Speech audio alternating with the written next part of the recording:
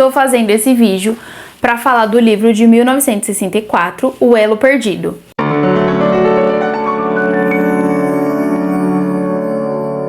Esse livro aqui, ele traz vários relatórios da STB, da Polícia Secreta da Tchecoslováquia, que respondia à KGB da União Soviética. Então o livro começa falando sobre quando o regime comunista caiu naquela região. Então o regime encerra e, portanto, é possível que esses relatórios fossem consultados e eles estivessem acessíveis. Então ele fala que assim que cai o regime, é possível, considerar e consultar todo esse material. Quando eles conseguem acessar, eles deixam bem claro, no livro, que eles tinham partes de alguns relatórios que foi deletado, que sumiu. Eles não tinham exatamente tudo, eles até comentam em alguns momentos, quais foram esses relatórios. Então tem muita coisa que às vezes eles não conseguem complementar alguma história que não dá por conta disso. Eles começam falando o início das atividades no Brasil. O primeiro agente a ser enviado aqui foi chamado de Onza. Eles tinham um codinome, não era o nome verdadeiro deles. Então, esse que veio pra cá primeiro, ele não sabia falar português direito, ele reclamava muito do calor, inclusive eles deixavam tudo muito bem detalhado. A gente vai ver ao longo desse vídeo que eles reclamavam do Brasil, eles falaram muito mal dos brasileiros também. Ele vai falar que também estava hospedado em um hotel muito ruim. E aí o trabalho dele a princípio, por ele não se comunicar bem, não falar a língua o português, ele vai ter muita dificuldade. Mas mesmo assim, ele foi condecorado lá com homenagens porque eles consideraram que foi importante esse início de trabalho. Ao longo do livro, eles vai começando a vir mais agentes. E aí eles dão esses relatórios, falando sobre a atuação de alguns deles. Então existia a categoria dos colaboradores. Alguns eles tinham, de fato, eram agentes mesmo, aqueles que vinham de lá para cá. Tinham aqueles que davam informações, mas não sabiam de fato quem eram os agentes, porque eles não falavam que eles eram da polícia secreta, eles apenas se aproximavam das pessoas e iam analisando tudo isso, colocando tudo em relatório. Então é importante dizer que muitos ajudaram, aos objetivos da STB, mas eles sequer sabiam disso. Existia também as formas de trabalho, como por exemplo a desinformação. A gente sabe que a KGB, a União Soviética, os comunistas, eles usam dessa arma, a desinformação. Vou ler aqui um trecho, que diz, tá na página 68. Todo empreendimento do serviço da Tchecoslováquia tem como objetivo de mentir aos adversários por intermédio de informações e documentos modificáveis e inverificáveis. Então a ideia da desinformação era algo que eles usavam muito, e eles usam até hoje, a gente sabe disso. De um lado você tem oficialmente um serviço de inteligência que funcionava, todos sabiam, e outro, essa polícia secreta. Essa ninguém sabia, essa era em off, era uma coisa totalmente confidencial. O livro cita Jânio Quadros. Ele cita que o Jânio, nos relatórios, ele estava doente e por isso ele renunciou à presidência na época.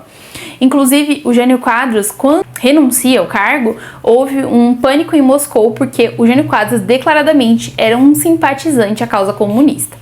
Eles vão falar que, inclusive, existia até a possibilidade do Jânio Quadros ir lá para a União Soviética ser tratado pelos médicos de lá.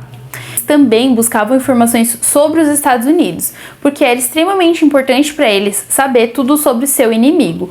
Obviamente que o Brasil seria um ótimo lugar para ter aliados, porque nós estamos próximos dos Estados Unidos, territorialmente. A Residentura que propunha a assinatura de jornais, porque quando você dissemina informações que te favorecem, isso era muito bom para a causa. Então, eles vão assinar alguns jornais, o Semanário, falar mal dos Estados Unidos, para falar bem de Cuba, entre outras coisas. Então, nesse jogo político era extremamente importante assinar um jornal e fazer com que ele propagasse notícias favoráveis. O Jânio Quadros denuncia, o João Goulart assume. O João Goulart, nos segundos relatórios, ele chegou aí lá naquela região, na Tchecoslováquia. Inclusive, nos relatórios dizem que ele achou o máximo o regime sindicalista que acontecia, que respondia a uma liderança só, ele achou fantástico.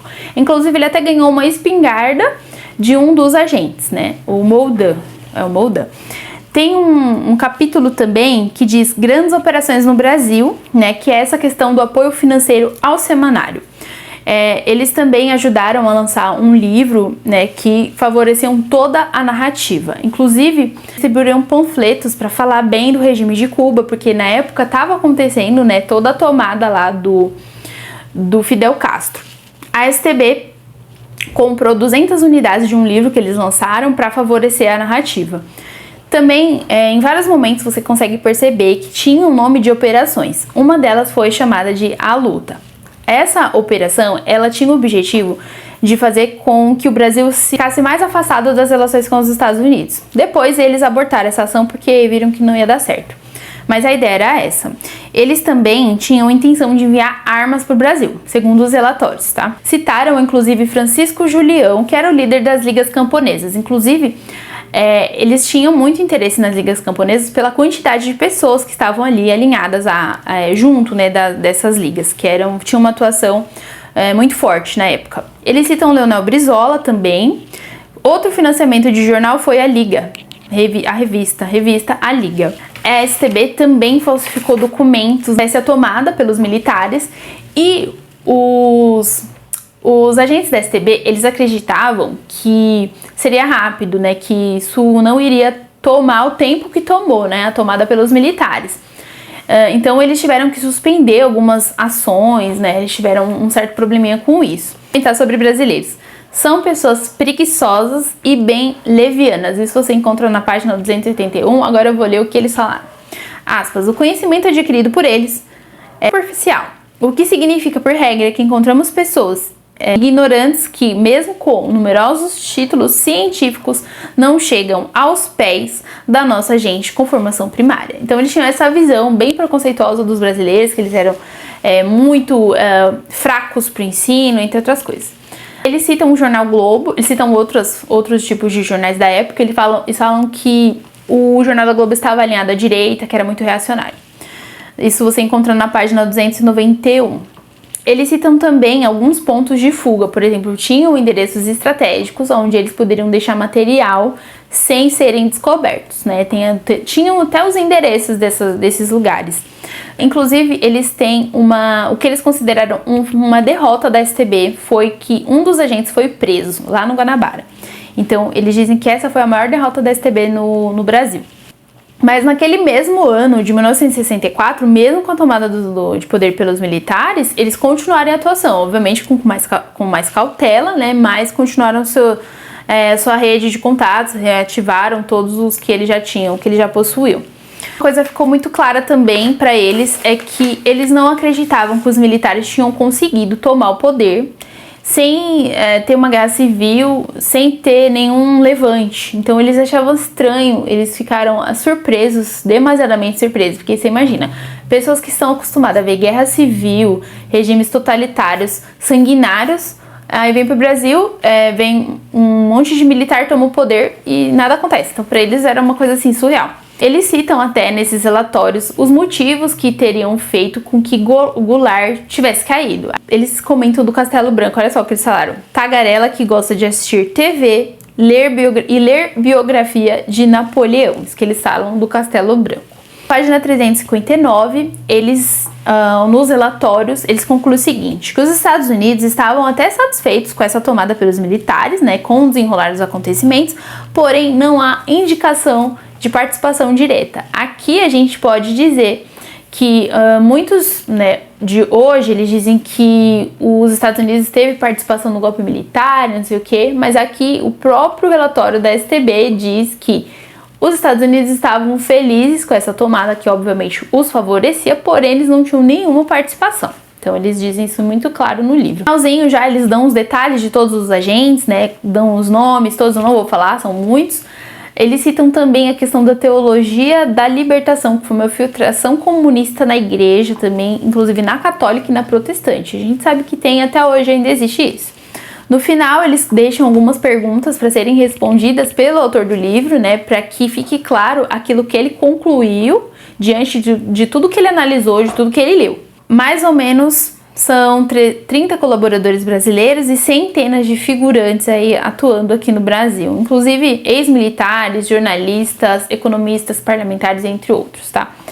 Ele deixa claro que o livro se refere apenas à atuação da Tchecoslováquia. Não vai ampliar outras polícias, outras atuações. Eles focaram somente nisso que foi o relatório. Tem uma pergunta muito interessante. O golpe prejudicou ou neutralizou as atividades da inteligência? Eles dizem que sim. Obviamente que o trabalho da STB ficou mais difícil com a tomada dos militares. Difícil, mas não impossível, porque eles continuaram a atuação, né? E no final, você tem o juramento do serviço assinado pelos funcionários da STB. Então aqui eles firmam um compromisso de morrer pela causa e sempre seguir alinhado ali ao comunismo, à STB, a causa que eles tinham esse interesse. Aproveito para falar para você, se você gostou, deixa o seu comentário, deixa o seu like, para que o YouTube entenda que esse conteúdo é relevante e entregue para mais pessoas. Por aqui, né, esse vídeo, eu espero que vocês tenham gostado. Até o próximo vídeo.